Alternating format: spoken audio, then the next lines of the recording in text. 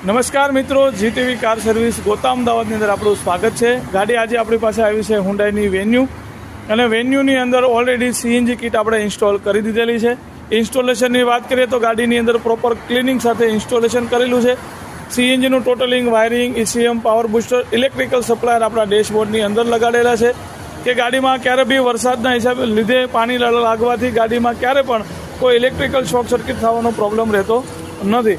Plus વાત કરીએ feeling પોઈન્ટની તો એક ફિલિંગ પોઈન્ટ આપણો આગળ આપેલો છે અને એક મેઇન ફિલિંગ પોઈન્ટ આપણો પેટ્રોલના ઢાંકણામાં આપેલો છે।